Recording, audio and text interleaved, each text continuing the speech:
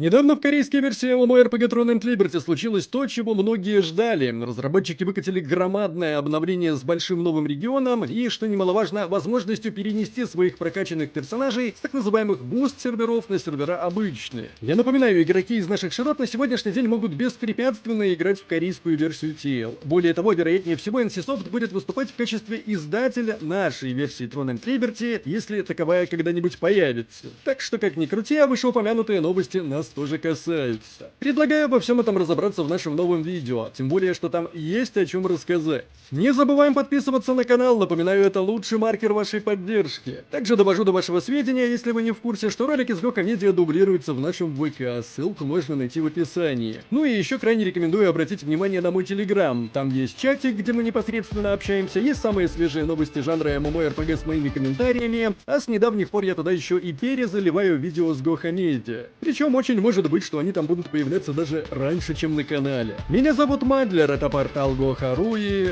мы начинаем. Ребятки, если вы по какой-то неведомой мне причине до сих пор не определились с площадкой, которая позволит вам именно из наших широт прежде всего затариваться играми без всяких проблем, то у меня для вас хорошие новости даже. Во-первых, площадка, которая вам нужна, это определенно Keys for Gamers. Невероятное количество всевозможных предложений, новинки игровой индустрии, популярные игры, простая и быстрая покупка внутриигровой валюты, в том числе и в MMORPG, как оказалось. Здесь этот пункт тоже есть, 62 товара, и именно здесь я, кстати, окончательно для себя выяснил, что Fortnite это MMORPG. В скобочках, конечно же, нет, но это не отменяет того факта, что предложений здесь очень и очень много. Выбор обширен. Предстоящие релизы, игровые поинты, подписки на PlayStation Plus и Xbox Game Pass, очень много разного программного обеспечения, гифт-карты и многое-многое другое. Во-вторых, и это крайне важно, с нашим промокодом, вы никогда не догадаетесь каким, ГОХА, вы получаете еще и 20% скидку. И вот с этой самой 20% скидкой цены на Keys for Gamers становятся максимально сладкими. Ну а учитывая то, что эта площадка еще и торговая, более того, она прежде всего торговая, и торговаться здесь не то чтобы запрещено, это разрешено и поощряется, ну я не знаю, есть что-нибудь более сладкое, чем и так максимально сладкое? Вопрос, разумеется, риторический. Кроме того, на Keys for Gamers, разумеется, нет никаких сложностей с оплатой, в том числе имеется поддержка карт МИР. В общем, как вы понимаете, Keys for Gamers может существенно облегчить вам жизнь. Ссылка в описании и закрепленном комментарии, и не забывайте вводить промокод ГОХА, оно того точно стоит.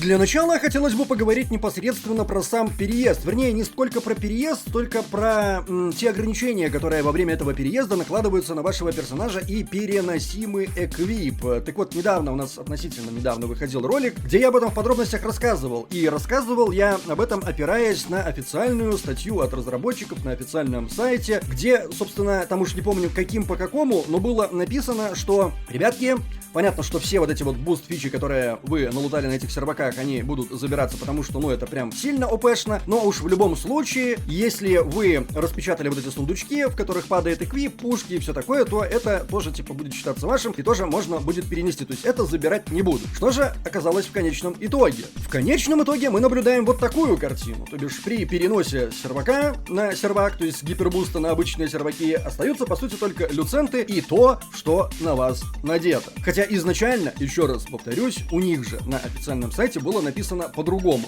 Видимо, все-таки корейцы посчитали, что это прям будет, ну, супер жирно, и остановились вот на таком варианте. Ну, еще в рамках рубрики «Доколебись до малого», я вот хочу доколебаться до того, что говорилось о том, что перенос будет бесплатный, но он не совсем бесплатный. Он стоит 29 тысяч вот этой вот внутриигровой непокупной валюты. Так что здесь тоже несоответствие. В общем, хотелось бы принести извинения, если я кого-то ввел в заблуждение, но я был введен в заблуждение сам. По сути, разработчиками Throne and Liberty. Ну или это сложности перевода с корейского. В любом случае, перенести персонажа можно, хоть и не совсем бесплатно. Кроме того, в корейской версии игры появилось просто овер до хера всего интересного, так что давайте разбираться. Про то, куда переносить персонажа, переносить ли вообще, или подождать, и про то, что будет дальше, расскажу в конце ролика, так что смотрите до конца. Ну или можете воспользоваться тайм-кодами в описании и закрепленном комментарии.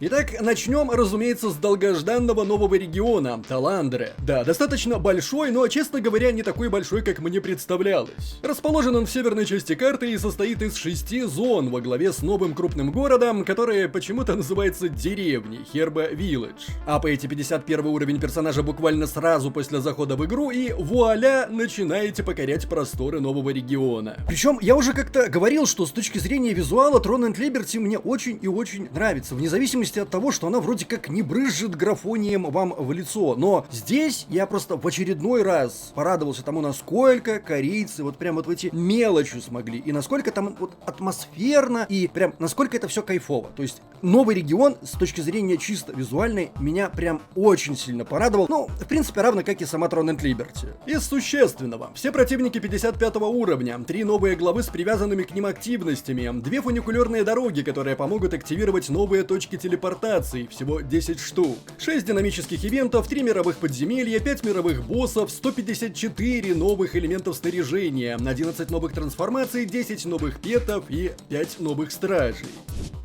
Идем дальше. Максимально возможный уровень персонажа подняли с 50 до 55.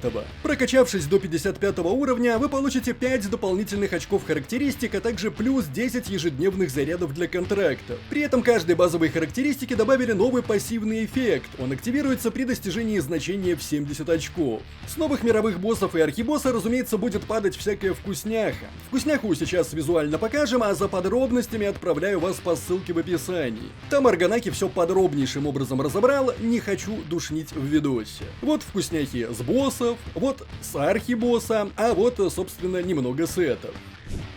Новые данжи, а вернее даже не так, новые Т3 тир обычных подземелий. Всего планируется 5 таких данжей, причем на текущем этапе доступно только одно. Остальные будут появляться поочередно 4 сентября, 18 сентября, 2 октября и 16 октября соответственно. Для запуска уровень вашего персонажа должен быть 55-м, а ГС потребуется минимум 3500. Чтобы забрать награду из финального сундука, нужно будет потратить 900 новых очков под названием Dimensional Contract Token 2. Каждый день выдается 900 очков, максимум можно накопить 4500. Ну а с премиум, соответственно, уже 6000.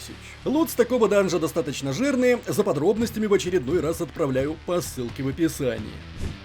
На арене начался первый PvP сезон под названием Regular Season 1. Условие следующее. Можно запустить индивидуальный режим 3 на 3, но для этого показатель вашего ГСа должен быть равен 3000. Можно в свою очередь запустить групповой режим 3 на 3, но перед этим нужно заранее собрать группу из 3 человек. Причем у каждого режима свои отдельные рейтинги. А также к каждому режиму применяются ограничения на общее количество архетипов оружия. Например, только у 2 участников может быть двуручный меч.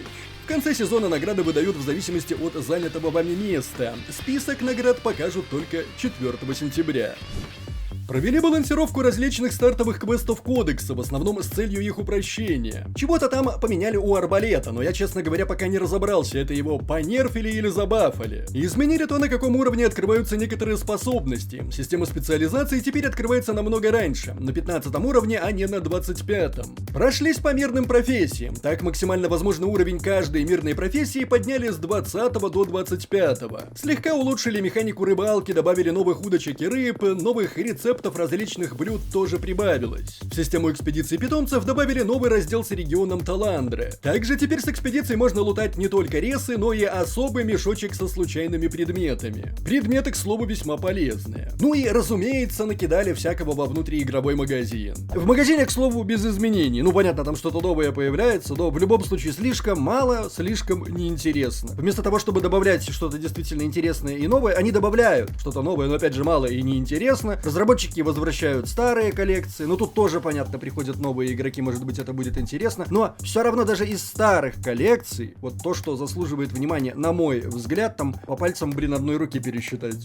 Тут же в магазине можно приобрести и билет на трансфер персонажа. Тут же самое время в очередной раз об этом поговорить. Да, как я уже упоминал в начале видео, корейцы посчитали, что экипированного снаряжения, удочки, сосок и донатные валюты будет более чем достаточно с нас при переносе персонажа на обычные другие серверы. Поэтому, внимание, перед переносом убедитесь, что на вашем персонаже надето лучшее снаряжение из доступного вам. Ресурсы, разумеется, тоже нужно все потратить. Что же касается непосредственно переноса, когда вы уже разобрались, с чем ваш персонаж будет переезжать, потратили все ресурсы, то здесь, на мой взгляд, существует два варианта. Первый вариант — это сервер Элавин. Это тот сервак, на котором, в принципе, если мне не изменяет память, играла ру комьюнити испокон веков. Ну, вообще, испокон веков она играла на Стоунгарде, но потом, как бы, в процессе мерджа получился вот этот вот самый Элавин. Или, ну, может быть, у вас там прям на Элавине уже все хорошо, тогда я вообще не знаю, зачем вы смотрите это видео. Можно еще рассмотреть вариант Изикиль. Я знаю, что туда тоже переносили персонажей. Не знаю по поводу массовости наличия ру комьюнити на этом серваке, но думаю, тоже, если что, найдете с кем там поиграть. Хотя, на мой взгляд, существует еще вопрос целесообразности переноса персонажа прямо сейчас. То есть, ну, понимаете, да, до 28 числа время есть. Вроде как 28 августа корейцы собираются то ли мерджить вот эти вот серваки, то ли как бы добавлять новые, чего мы, конечно же, ждем с нетерпением. И вот оно непонятно, нужно ли вообще торопиться. Так что, ну, на мой взгляд, если вам есть чем заняться на буст серваках, то спокойненько себе этим занимайтесь. Просто не забудьте до 28 числа перенести этого персонажа туда, куда нужно. И понятно, что, ну, на фреш старт сервак, то есть если таковой появится для наших широт, вы не сможете перенести запущенного персонажа. Но в любом случае там, может быть, по мерджу будет что-то понятно. Короче, торопиться, на мой взгляд, не стоит.